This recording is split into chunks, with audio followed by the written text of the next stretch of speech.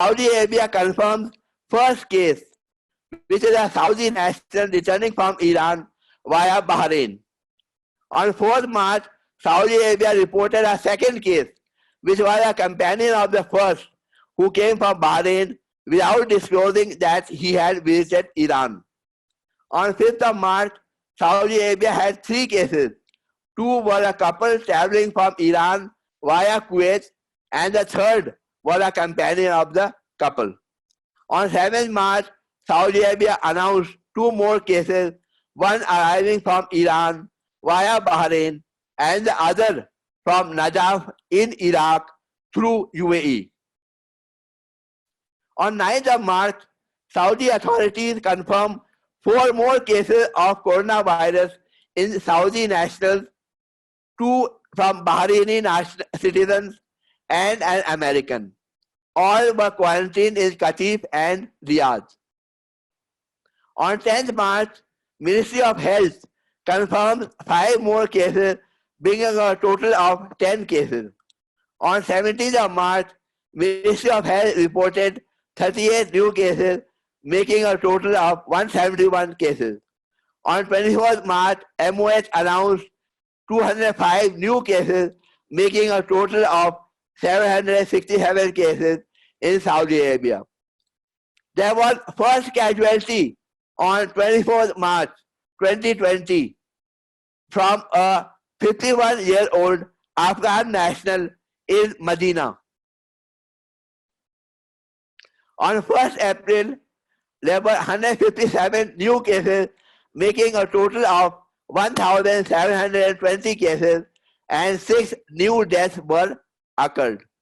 On 5th April, there were 223 new cases reported, and a total of 2,402 cases, and 5 new deaths were there. On 8th April 2020, New York Times reported that about 150 members of the Saudi royal family have tested positive for coronavirus. On 8th of April, there were total 2,932 cases and no new deaths were occurred. On 11th April, 382 new cases were there, making a total of 4,033 cases and 5 new deaths were there. Let's come to have a look at the line diagram where which shows the pattern of number of COVID-19 cases in March, April 2020 in the Kingdom of Saudi Arabia. As you know, 2nd of March was the date when first case of coronavirus was found in Saudi Arabia. As you can see in the line diagram, initially there was constant cases from 2nd of March to 11th of March. From 11th of March, there was a steady increase in the number of cases of corona from 20 to 171 on 17th of April. After 17th of April, the number of cases had a sharp rise, which rose to 1,720 cases on 1st of April. This was further followed by a sharp increase to 4,033 cases on 11th of April and followed by 5,369 cases on 15th of April. So we can find that the number of cases are sharply rising in Saudi Arabia. The present situation, as I told you, on 15th of April is 5,369 cases, confirmed cases, and 73 deaths. Lastly, coming to the GCC countries, Saudi Arabia has a maximum number of cases.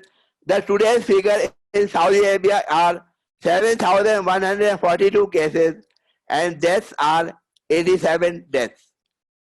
After Saudi Arabia, second in the GCC countries is UAE with 4,521 cases and 25 deaths. After UAE, third is Qatar with 3,428 cases and 7 deaths. After Qatar is Bahrain with 5,522 cases and 7 deaths. After Bahrain is Kuwait with 1,300 cases and 3 deaths. After Kuwait, lastly is Oman with 813 cases and 4 deaths. Yeah. Thank you.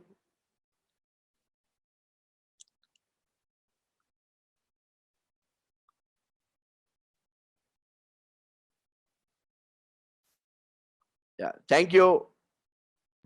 Thank you very much, Dr. Danish, for this very pleasant presentation. Thank you. So I want now Dr. Barsana and Dr. Danish, please just unmute your mic. There is some questions that maybe we will ask before we start the third session. Yeah, am I audible? Dr. Hello? Yeah. Okay, Yeah. so you are good. And yeah, Yes. Dr. Barsana. So there is some questions we want to ask. There is one question maybe for Dr. Barsana. Could COVID-19 be seasonal like influenza?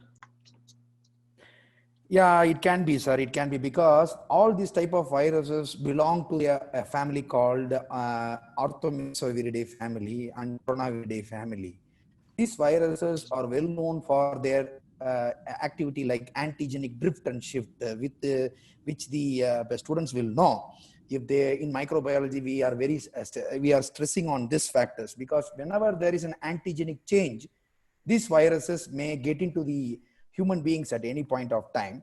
And particularly the season is whenever there is a spring season. That's why there is a huge surge in European nations when compared to Africa, because this type of viruses spreads from one person to another person, and depending upon the immunity, it causes a big damage. So seasonal trend is there for influenza 100%, and there is chance for reinfection also. Whenever a patient gets cured, doesn't mean that he will get lifelong immunity. Again, in the next year, he may get reinfection. Sorry for interrupting. For the same virus, doctor? No, not for the same. For example, sir, I have projected in one slide IgG. For example, IgG, as long as the IgG is in the circulation, there will be immunity, 100%. That's why there is convalescent plasma therapy for people who are admitted in critical care from these patients. It has been approved by FDA. But when the IgG comes down, slopes down, there is chance for reinfection again. Okay. So